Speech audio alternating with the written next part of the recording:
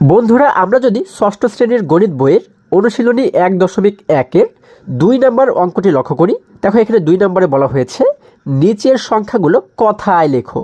অর্থাৎ এই নিচে আমরা কিন্তু কিছু সংখ্যা দেখতে পাচ্ছি, তাই না? তাহলে এই সংখ্যাগুলো দেখতে পাচ্ছি অঙ্কে দেয়া রয়েছে, এগুলোকে আমাদের এবারে কথায় লিখতে বলা হয়েছে। আচ্ছা, তাহলে আমরা কিভাবে করে এগুলোকে কথায় লিখতে পারি?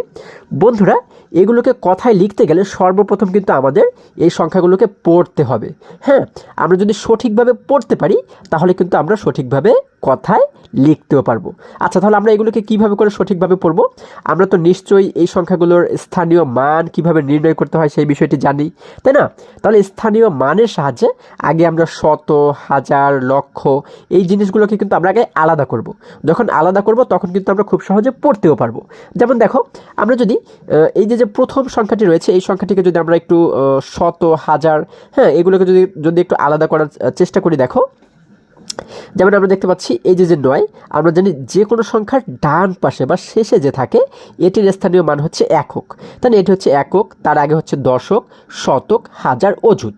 তাহলে আমরা হাজারের ঘরের আগে গিয়ে একটি কমা দেব, ঠিক আছে? যেমন দেখো একক, দশক, শতক, হাজার। এই দেখো হাজারের ঘরে রয়েছে 5, তাহলে 5-এর পরে অর্থাৎ এই জায়গায় কিন্তু আমরা একটি কমা দেব। আচ্ছা, তার মানে আমরা কিন্তু এই কমা দ্বারা আমরা এই হাজারটিকে নির্ধারণ করলাম।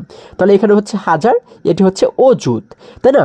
আমরা জানি এই 4 হচ্ছে অযুত, তাহলে এই অযুতকে কিন্তু কখনোই আলাদাভাবে পড়তে হয় না, তাহলে অযুত এবং হাজার এই দুটিকে একসঙ্গেই পড়তে হয়। তাহলে এই দেখো এখানে আমরা পাচ্ছি হচ্ছে 4 এবং 5 মিলে হয়ে যায় 45। তার মানে আমরা এটিকে কীভাবে করে পড়তে পারি? 45,789। আচ্ছা দেখো, তাহলে আমরা যখন এটিকে সঠিকভাবে পড়তে পারলাম, এখন কিন্তু আমরা সঠিকভাবে এটিকে লিখতেও পারবো, তাই না? আচ্ছা, তারপরে দেখো এই সংখ্যাটি যদি আমরা লক্ষ্য করি, এখানে যদি আমরা হাজার বা শতক, তারপরে হচ্ছে লক্ষ, এগুলোকে যদি আমরা নির্ণয় করার চেষ্টা করি, দেখো একক, দশক, শতক, হাজার। এই দেখো হাজারের ঘরে রয়েছে 1, যার কারণে 1-এর পরে আমরা একটি কমা দিব। তাহলে হাজারের আগে আমরা দেখতে পাচ্ছি অযুত, তাহলে আমরা জানি যে অযুতকে আলাদাভাবে পড়তে হয় না। অযুত এবং হাজার এই দুটি সংখ্যাকে কিন্তু একসঙ্গে হাজার হিসাবে পড়তে হয়। তার মানে আমরা এটিকে পড়তে পারি কিভাবে? 41,007। আচ্ছা, তারপরে যদি এই সংখ্যাটিকে আমরা নির্ণয় করি, দেখো একক, দশক, শতক, হাজার। এই হাজারের ঘরের আগে আমরা এখানে একটি কমা দেব। অযুত লক্ষ, এই দেখো এই লক্ষের ঘরের আগে আমরা এখানে একটু কমা দেব। দেখো লক্ষের ঘরে আমরা দেখতে পাচ্ছি রয়েছে 8, যার কারণে 8-এর পরে এই জায়গাতে কিন্তু আমরা একটু কমা দেব। তাহলে এই কমা দ্বারা আমরা লক্ষটাকে আলাদা করলাম এবং হাজারটাকেও আলাদা করলাম। তাহলে আমরা এই সংখ্যাটিকে এবারে কীভাবে পড়তে পারি? দেখো 8,91,071, তাই না? আচ্ছা, তাহলে এইভাবে করে আমরা আগে নির্ধারণ করব যে কোনটি হাজার, কোনটি লক্ষ, হ্যাঁ, তারপরে কিন্তু আমরা এটিকে খুব সহজেই পড়তে পারবো। আচ্ছা, এবারে যদি আমরা এই সংখ্যাগুলোকে একটু কথায় লেখার চেষ্টা করি, দেখো বন্ধুরা, আমরা যেহেতু 2-এর কতে শুরুতে যে সংখ্যাটি রয়েছে এটিকে আমরা কীভাবে করে পড়েছিলাম? আমরা পড়েছিলাম 45,789। তাহলে এটিকে যদি আমরা কথায় লিখে, দেখো আমরা কীভাবে লিখতে পারি? আমরা লিখতে পারি হচ্ছে 45,789। আচ্ছা দেখো, এরপরে আমরা দ্বিতীয়তে যে সংখ্যাটি দেখেছিলাম আমরা এটিকে পড়েছিলাম কিভাবে? 41,007। তাহলে এটিকে আমরা কীভাবে লিখতে পারি? 41,007। এরপরে শেষে যে সংখ্যাটি রয়েছে এটিকে আমরা পড়েছিলাম কিভাবে? দেখো 8,91,071। তাহলে আমরা এখানে এটিকে কথায় কিভাবে লিখতে পারি? 8,91,071। আচ্ছা দেখো, তাহলে আশা করি সকলে তোমরা খুবই সহজে এটিকে বুঝতে পেরেছো। এবারে যদি আমরা খ নাম্বারের যে অঙ্কগুলো রয়েছে এগুলোকে একটু সমাধানের চেষ্টা করি, দেখো বন্ধুরা, আমরা দেখতে পাচ্ছি খতে যে সংখ্যাগুলো দেওয়া রয়েছে এর মধ্যে প্রথম সংখ্যাটি যদি আমরা প্রথমে নির্ণয় করার চেষ্টা করি বা আমরা যদি পড়ার চেষ্টা করি, আমরা কি করব? শুরুতে শত, হাজার এগুলোকে আলাদা করব, তাই না? আচ্ছা দেখো একক, দশক, শতক, হাজার। এই দেখো এই পর্যন্ত পাচ্ছি আমরা হাজার। অযুত লক্ষ, এইখানে কিন্তু আমরা পাচ্ছি 2-এর লক্ষের ঘরে কিন্তু আমরা পাচ্ছি 2, তাই না? তাহলে লক্ষের ঘরের পরে আমরা এই জায়গাতে কিন্তু একটি কমা দিব। আচ্ছা, আমরা হাজারের ঘরে একটি কমা দিলাম, লক্ষের ঘরে একটি কমা দিলাম। তাহলে আমরা এখানে পাচ্ছি কি? 2 লক্ষ। দেখো হাজারের ঘরে কিন্তু আমরা কিছুই দেখতে পাচ্ছি না, তার মানে কিন্তু শূন্য। তাহলে এই শূন্যকে কিন্তু কখনোই আলাদাভাবে লিখতে হয় না বা পড়তে হয় না। আচ্ছা, তাহলে 2 লক্ষ, এরপরে পাচ্ছি 78। এখানে কিন্তু আর কোনো সংখ্যা নেই, তাহলে আমরা এটিকে লিখতে পারি 2,78,000। দেখো এই জায়গাতে আমরা কথায় কীভাবে লিখতে পারি? 2,78,000। আচ্ছা, এরপরে এই সংখ্যাটিকে যদি আমরা একটু নির্ণয় করার চেষ্টা করি যে এই সংখ্যাটি কত, দেখো একক, দশক, শতক, হাজার। এই হাজারের ঘরের আগে আমরা একটি কমা দিলাম। অযুত লক্ষ, এই লক্ষের ঘরের আগে আমরা একটি কমা দিলাম, তাই না? আচ্ছা, তাহলে আমরা এখানে দেখতে পাচ্ছি 7,90,678। আচ্ছা, আমরা যদি এইভাবে কমা দিয়ে দিয়ে এই লক্ষের ঘর, তারপরে হচ্ছে হাজারের ঘর, এগুলোকে আলাদা করে নিই, তাহলে কিন্তু আমরা খুবই সহজে এই সংখ্যাগুলোকে একবার দেখলেই কিন্তু বুঝতে পারবো, তাই না? তাহলে এটি হচ্ছে 7,90,678। দেখো এটিকে যখন আমরা কথায় লিখলাম 7,90,678। আচ্ছা, এরপরে যদি এই সংখ্যাটিকে লক্ষ্য করি, একক, দশক, শতক, হাজার, অযুত, লক্ষ। আচ্ছা, তাহলে লক্ষের ঘরের এই আগে আমরা এখানে একটু কমা দিলাম, এরপরে হাজারের ঘরের আগে এখানে আমরা একটি কমা দিলাম। আচ্ছা, তাহলে আমরা এখানে মোট পাচ্ছি হচ্ছে 8,90,075, তাই না? আচ্ছা, দেখো আমরা দেখতে পাচ্ছি শতকের ঘরে কিন্তু কিছুই নেই, যার কারণে এখানে আমরা কিছুই পড়বো না, আমরা পড়বো হচ্ছে 8,90,075। এখন এটিকে যদি আমরা লিখে দিই, দেখো 8,90,075। দেখো এইভাবে করে কিন্তু আমরা খুবই সহজে এই অঙ্কগুলো সমাধান করতে পারি। এরপরে যদি আমরা গ নাম্বারের অঙ্কগুলো লক্ষ্য করি, দেখো বন্ধুরা আমরা দেখতে পাচ্ছি গতে যে অঙ্কগুলো রয়েছে এর ভিতরে প্রথম সংখ্যাটি যদি আমরা লক্ষ্য করি, দেখো এই সংখ্যাটি কত? একক, দশক, শতক, হাজার, অযুত, লক্ষ, নিযুত। আচ্ছা, তাহলে আমরা লক্ষের ঘরে একটি চিহ্ন দিলাম এবং হাজারের ঘরে একটি চিহ্ন দিলাম। তাহলে আমরা এখানে এটিকে কিভাবে করে পড়তে পারি? 44 লক্ষ, দেখো হাজারের ঘরে কিন্তু কিছুই নেই, তাহলে আমরা এখানে কিন্তু আর কিছুই পড়বো না, 785। আচ্ছা, আমরা এই সংখ্যাটি পাচ্ছি হচ্ছে 44,785। এটিকে আমরা কথায় কিভাবে লিখতে পারি? দেখো 44,785। এরপরে বলা হয়েছে কি, দেখো একক, দশক, শতক, হাজার, অযুত, লক্ষ, নিযুত। আচ্ছা, তাহলে আমরা যদি এই সংখ্যাটিকে পড়ি, আমরা কিভাবে পড়তে পারি? 68,70,509।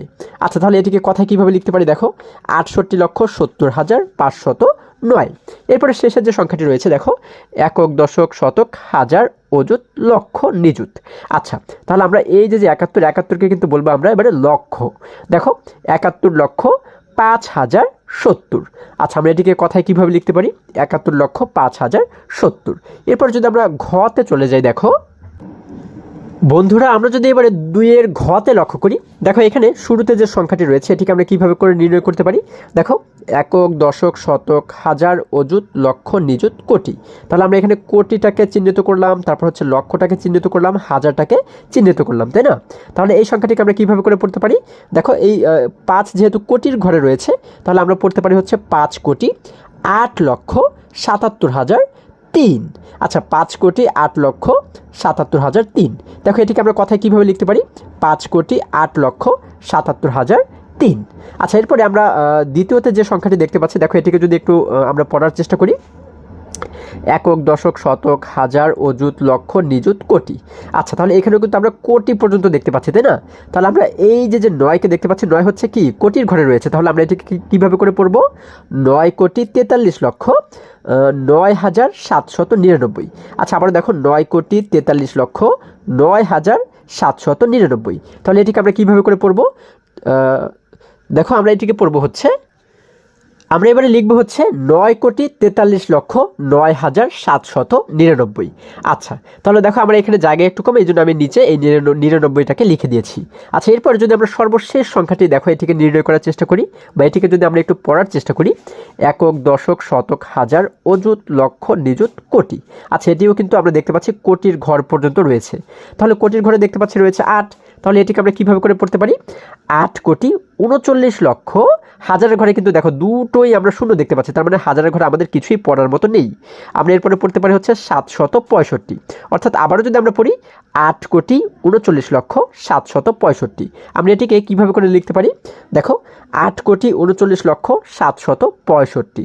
আচ্ছা, এইভাবে করে কিন্তু আমরা এখানে প্রত্যেকটা অঙ্কই খুব সহজেই সমাধান করতে পারি।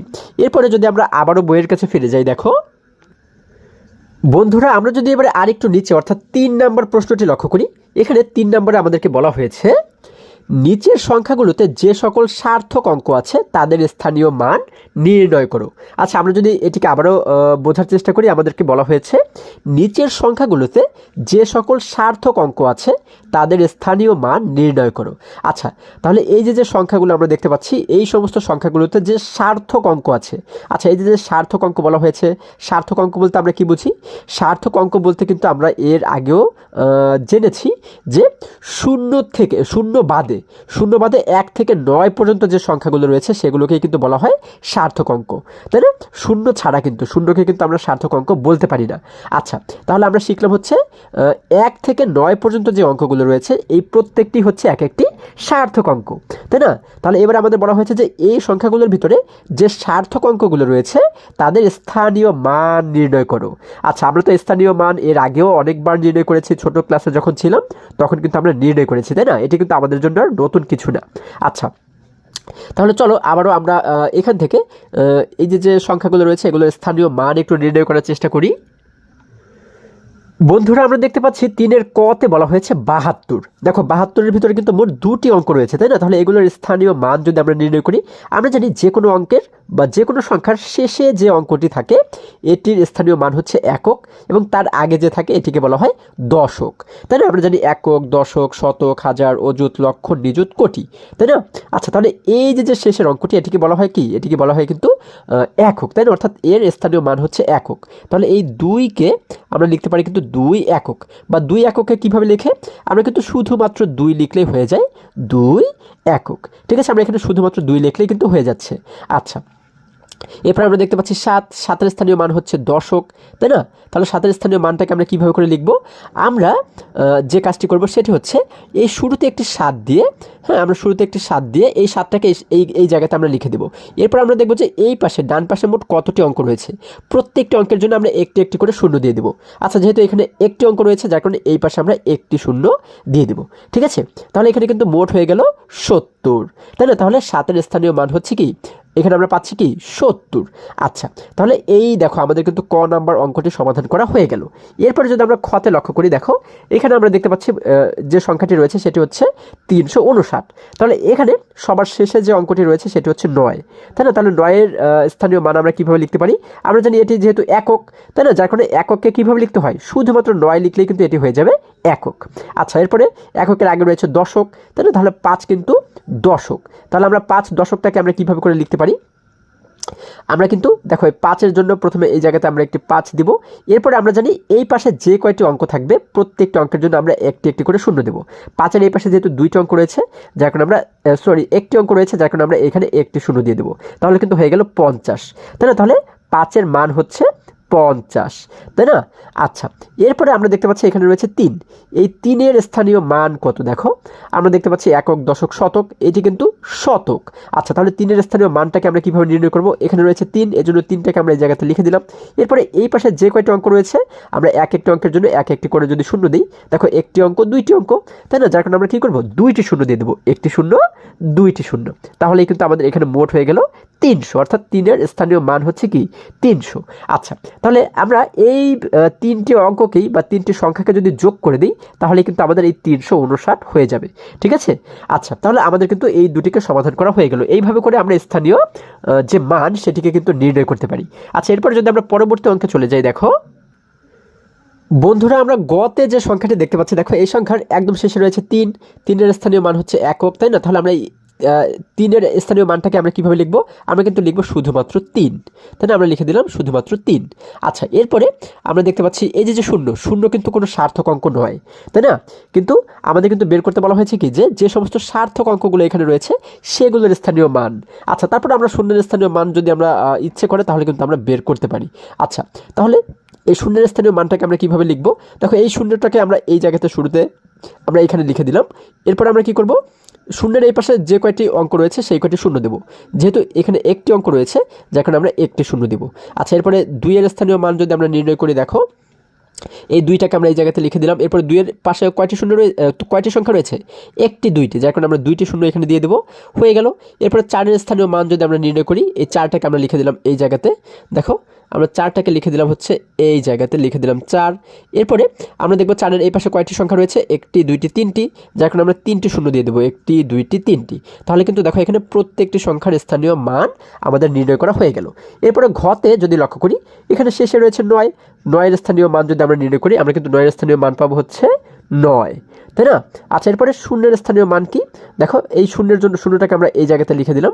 এরপরে শূন্যের পরে একটি সংখ্যা রয়েছে যার কারণে আমরা একটি সংখ্যা এখানে দিয়ে দেবো। এরপরে যদি 8-এর স্থানীয় মানটি নির্ণয় করার চেষ্টা করি, দেখো আমরা এই 8টাকে লিখে দিলাম এই জায়গাতে। তারপর আমরা কি করব? শুরুতে আমরা লিখলাম 8, এরপর 8-এর ডান পাশের সংখ্যা রয়েছে কতটি, একটি দুইটি, যার কারণে দুইটি শূন্য আমরা এখানে দিয়ে দেব। এরপরে এই শূন্যের যদি স্থানীয় মানটা আমরা নির্ণয় করি, দেখো এই শূন্যটাকে লিখে দিলাম আমরা এই জায়গাতে। এরপরে শূন্যের ডান পাশের সংখ্যা রয়েছে একটি দুইটি তিনটি, আমরা তিনটি শূন্য দিয়ে দেবো, একটি দুইটি তিনটি। এরপরে 7-এর স্থানীয় মান যদি আমরা নির্ণয় করি, 7টাকে লিখে দেবো আমরা এই জায়গাতে, এই 7কে আমরা লিখে দিলাম এই জায়গাতে। এবারে দেখো 7-এর ডান পাশে কয়টি সংখ্যা রয়েছে, 1 2 3 4টি, তার মানে আমরা 4টি শূন্য দিয়ে দেবো, একটি দুইটি তিনটি চারটি। তাহলে কিন্তু দেখো প্রত্যেকটি সংখ্যার স্থানীয় মান নির্ণয় করা হয়ে গেল। এবারে যদি আমরা এর পরবর্তী অঙ্কগুলোর কাছে চলে যাই, দেখো বন্ধুরা আমরা যদি উমতে যে সংখ্যাটি রয়েছে এটির স্থানীয় মান নির্ণয় করি, দেখো এখানে সবার শেষে রয়েছে 8, 8-এর স্থানীয় মান হচ্ছে একক, তাই না? আমরা এখানে লিখে দেবো 8। আচ্ছা, এই শুধু আমরা লিখে দিলাম 8। আচ্ছা, এরপরে আমরা যদি 7-এর স্থানীয় মান নির্ণয় করি, দেখো 7-এর জন্য আমরা এই জায়গাতে লিখে দেবো 7। 7-এর পরে কয়টি সংখ্যা রয়েছে, এখানে ডান পাশে রয়েছে একটি সংখ্যা, যার কারণে আমরা এখানে লিখে দেবো একটি শূন্য। এরপরে এই শূন্যের স্থানীয় মান যদি আমরা নির্ণয় করি, এখানে এই শূন্যটাকে লিখে দিলাম আমরা শুরুতে। এরপরে শূন্যের ডান পাশে যেহেতু দুইটি সংখ্যা রয়েছে, আমরা দুইটি শূন্য এই জায়গাতে লিখে দিলাম। এরপরে 5-এর স্থানীয় মান যদি নির্ণয় করি, আমরা 5টাকে শুরুতে এই জায়গাতে লিখে দিলাম। 5-এর ডান পাশে তিনটি সংখ্যা রয়েছে, যার কারণে আমরা তিনটি শূন্যকে এখানে লিখে দিলাম। এরপরে 4-এর স্থানীয় মান যদি নির্ণয় করি, দেখো আমরা শুরুতে লিখবো হচ্ছে 4। 4-এর এই পাশে কিন্তু 4টি সংখ্যা রয়েছে, যার কারণে আমরা 4টি শূন্য এখানে দিয়ে দেব। আচ্ছা, 4টি শূন্য দিয়ে দিলাম। এরপর যদি এই শূন্যের স্থানীয় মান নির্ণয় করি, আমরা এই শূন্যটাকে এখানে লিখে দিলাম। এরপরে শূন্যের এই পাশে আমরা দেখতে পাচ্ছি 1 2 3 4 5টি শূন্য রয়েছে, যার কারণে আমরা 5টি শূন্য দিয়ে দেবো, একটি দুইটি তিনটি চারটি পাঁচটি। এরপরে এই শূন্যের স্থানীয় মান যদি নির্ণয় করি, আমরা এই শূন্যটাকে লিখে দিলাম এখানে। এরপরে এই শূন্যের এই পাশে কিন্তু 6টি সংখ্যা রয়েছে, তাই না? আমরা 6টি শূন্য দিয়ে দেবো, 1 2 3 4 5 6। এরপর যদি 3-এর স্থানীয় মান নির্ণয় করি, দেখো 3টাকে শুরুতে আমরা লিখে দেব। এরপরে এখানে আমরা দেখতে পাচ্ছি কয়টি সংখ্যা রয়েছে, 1 2 3 4 5 6 7, তাই না? 7টি কিন্তু শূন্য রয়েছে, তার সংখ্যা রয়েছে, যার কারণে আমরা 7টি শূন্য এখানে লিখে দেবো, 1 2 3 4 5 6 7। এরপর যদি 1-এর স্থানীয় মান নির্ণয় করি, 1টাকে আমরা শুরুতে এখানে লিখে দেবো। এরপর আমরা কিন্তু দেখতে পাচ্ছি এই পাশে 8টি সংখ্যা রয়েছে, তাই না? যার কারণে 8টি শূন্য আমরা এই জায়গাতে লিখে দেবো, 1 2 3 4 5 6 7 8। আচ্ছা, তাহলে আমাদের কিন্তু প্রত্যেকটি সংখ্যার স্থানীয় মান নির্ণয় করা হয়ে গেল। এবার একই রকমভাবে যদি আমরা চতে যে সংখ্যাটি রয়েছে এটির স্থানীয় মান একটু নির্ণয় করি, দেখো আমরা শুরুতে এই 9-এর স্থানীয় মান যদি নির্ণয় করি, আমরা 9-এর স্থানীয় মান জানি শুধুমাত্র 9, আমরা লিখে দিলাম 9। এরপরে শূন্যের যদি স্থানীয় মান নির্ণয় করি, আমরা শূন্যটাকে শুরুতে লিখে দিলাম। শূন্যের ডান পাশে সংখ্যা রয়েছে একটি, আমরা একটি শূন্য দিয়ে দিলাম। এরপর যদি 7-এর স্থানীয় মান নির্ণয় করি, আমরা শুরুতে লিখে দিলাম 7। 7-এর ডান পাশের সংখ্যা রয়েছে দুইটি, যার কারণে আমরা দুইটি শূন্য দিয়ে দিলাম। এরপর যদি 9-এর স্থানীয় মান নির্ণয় করি, আমরা শুরুতে লিখে দিলাম 9। এরপরে 9-এর ডান পাশের সংখ্যা রয়েছে তিনটি, আমরা লিখে দিলাম তিনটি শূন্য। এরপরে দেখো এখানে শূন্যের স্থানীয় মান যদি নির্ণয় করি, এই শূন্যটাকে আমরা শুরুতে লিখে দিলাম। এরপরে দেখো এখানে কয়টি সংখ্যা রয়েছে, 1 2 3 4টি, আমরা এখানে 4টি শূন্য দিয়ে দিলাম। আচ্ছা, এরপরে এই শূন্যের যদি স্থানীয় মান নির্ণয় করি, শুরুতে আমরা এই শূন্যটি দিয়ে নিলাম। এরপর আমরা দেখতে পাচ্ছি এখানে মোট সংখ্যা রয়েছে 5টি, তাই না? শূন্যের পরে কিন্তু মোট সংখ্যা রয়েছে 5টি। আচ্ছা, আমরা 5টি শূন্য দেব, একটি দুইটি তিনটি চারটি পাঁচটি। এরপর যদি আমরা এই শূন্যের যে স্থানীয় মান সেটিকে যদি আমরা নির্ণয় করি, দেখো আমরা এই শূন্যটাকে লিখে দিলাম এখানে। আমরা তারপর আমরা দেখতে পাচ্ছি এই জায়গাতে মোট সংখ্যা রয়েছে 6টি, শূন্যের ডান পাশে মোট সংখ্যা রয়েছে 6টি, যার কারণে 6টি শূন্য দেব, 1 2 3 4 5 6। এরপরে দেখো যদি আমরা এই 5-এর স্থানীয় মান নির্ণয় করি, তাহলে 5কে আমরা শুরুতে লিখবো হচ্ছে এই জায়গাতে। 5-এর এই পাশে মোট সংখ্যা রয়েছে 1 2 3 4 5 6 7টি, তাহলে আমরা 7টি শূন্য দেবো, একটি দুইটি তিনটি চারটি পাঁচটি ছয়টি 7টি। এরপরে সর্বশেষ 2-এর স্থানীয় মান যদি নির্ণয় করি, 2কে আমরা এই জায়গাতে লিখে দেবো। এরপর যেহেতু এই পাশে 8টি সংখ্যা রয়েছে, আমরা 8টি শূন্য দেবো, একটি দুইটি তিনটি চারটি পাঁচটি ছয়টি 7টি 8টি। আচ্ছা, তাহলে কিন্তু প্রত্যেকটি সংখ্যার স্থানীয় মান আমাদের নির্ণয় করা হয়ে গেল, তাই না? আচ্ছা, এরপরে যদি আমরা এখান থেকে আরও একটি অঙ্ক একটু সমাধান করার চেষ্টা করি, দেখো বন্ধুরা আমরা এই 3-এর ঝতে অর্থাৎ সর্বশেষ যে অঙ্কটি রয়েছে সেটিকে যদি লক্ষ্য করি, দেখো এছাড়া কিন্তু আর 2-1টি অঙ্ক বাকি রয়েছে, সেগুলো তোমরা একই রকম নিয়মেই করবে। যেহেতু প্রতিটি অঙ্ক আমরা একভাবেই করবো, এই জন্য আমি সবগুলো অঙ্ক তোমাদের সমাধান করে দেখাচ্ছি না। আচ্ছা, তাহলে এইটাই যেহেতু সবচেয়ে বড় অঙ্ক, আমরা এখানে সবার শেষে দেখতে পাচ্ছি 4-এর স্থানীয় মান কীভাবে নির্ণয় করবো, আমরা এখানে এই সোজা লিখে দেবো 4, তাই না? আমরা লিখে দিলাম 4। আচ্ছা, এরপরে দেখো এই শূন্যের স্থানীয় মান যদি আমরা নির্ণয় করি, আমরা এই শূন্যটাকে লিখে দেবো হচ্ছে এই জায়গাতে, এবং তারপরে শূন্যের এই পাশে যেহেতু একটি সংখ্যা রয়েছে, যার কারণে একটি শূন্য আমরা এই জায়গাতে দিয়ে দেবো। এরপর যদি এই শূন্যের স্থানীয় মান নির্ণয় করি, দেখো এই শূন্যটাকে লিখে দিলাম এই জায়গাতে। এরপরে এই শূন্যের ডান পাশে 2টি সংখ্যা রয়েছে, আমরা এই জন্য 2টি শূন্য এই জায়গাতে দিয়ে দেবো। এরপরে আমরা 3-এর স্থানীয় মান যদি নির্ণয় করি, 3টাকে আমরা শুরুতেই লিখে দেবো। 3-এর ডান পাশে রয়েছে 3টি সংখ্যা, যার কারণে আমরা 3টি শূন্য এই জায়গাতে দিয়ে দেবো। এরপরে এখানে রয়েছে 2-এর জন্য আমরা এই 2টাকে লিখে দেবো এই জায়গাতে। এরপর আমরা দেখতে পাচ্ছি 2-এর ডান পাশে মোট রয়েছে 4টি সংখ্যা, আমরা এই জন্য 4টি শূন্য এই জায়গাতে লিখে দেবো। আচ্ছা, এরপরে দেখতে পাচ্ছি এখানে রয়েছে 9, এই 9টাকে আমরা এই জায়গাতে লিখে দেবো। এরপর 9-এর ডান পাশে রয়েছে কতটি সংখ্যা? 1 2 3 4 5টি সংখ্যা, আমরা 5টি শূন্য এখানে লিখে দেবো। 1 2 3 4 5। এরপরে এই শূন্যের স্থানীয় মান যদি আমরা নির্ণয় করি, এই শূন্যগুলোর স্থানীয় মান না নির্ণয় করলেও সমস্যা নেই, তাই না? কারণ আমাদের সার্থক অঙ্কগুলোর স্থানীয় মান নির্ণয় করতে বলা হয়েছে। আচ্ছা, তাহলে আমরা কি করতে পারি? আমরা এই শূন্যের জন্য এই শূন্যটাকে লিখে দিতে পারি এই জায়গাতে। এরপরে শূন্যের ডান পাশে কয়টি সংখ্যা রয়েছে? 1 2 3 4 5 6টি, আমরা 6টি শূন্য দিয়ে দেবো। 1 2 3 4 5 6। এরপরে এই 8-এর স্থানীয় মান যদি নির্ণয় করি, দেখো 8কে আমরা শুরুতে এই জায়গাতে লিখে দিলাম। এরপরে আমরা এই পাশে যদি লক্ষ্য করি কয়টি সংখ্যা রয়েছে? 1 2 3 4 5 6 7টি, তার মানে আমরা 7টি শূন্য দিয়ে দেবো। দেখো 1 2 3 4 5 6 7টি।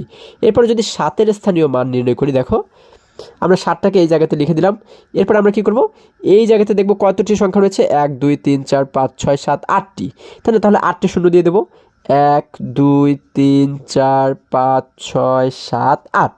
এরপরে দেখো 5-এর স্থানীয় মান একই রকমভাবে যদি নির্ণয় করি, আমরা শুরুতে লিখবো হচ্ছে 5। এরপরে 5-এর এই পাশে মোট কতটি সংখ্যা রয়েছে? 9টি সংখ্যা, তাহলে আমরা কিন্তু 9টি শূন্যকে এখানে লিখে দেবো। 1 2 3 4 5 6 7 8 9। আচ্ছা, এরপর যদি আমরা এই শূন্যের স্থানীয় মান নির্ণয় করে, দেখো এই শূন্যটাকে আমরা শুরুতে লিখে দিলাম। এরপরে শূন্যের এই পাশে ডান পাশে মোট কিন্তু সংখ্যা রয়েছে 10টি, তাই না? আমরা 10টি শূন্য এবারে দিয়ে দেবো। 1 2 3 4 5 6 7 8 9 10। এরপরে সর্বশেষ দেখো এই 1-এর স্থানীয় মান যদি আমরা নির্ণয় করি, আমরা 1টাকে লিখে দিলাম এই জায়গাতে শুরুতে। এবারে দেখো তো 1-এর ডান পাশে কয়টি সংখ্যা রয়েছে? 1 2 3 4 5 6 7 8 9 10 11টি, তাহলে 11টি শূন্য আমরা এই জায়গাতে দিয়ে দেবো।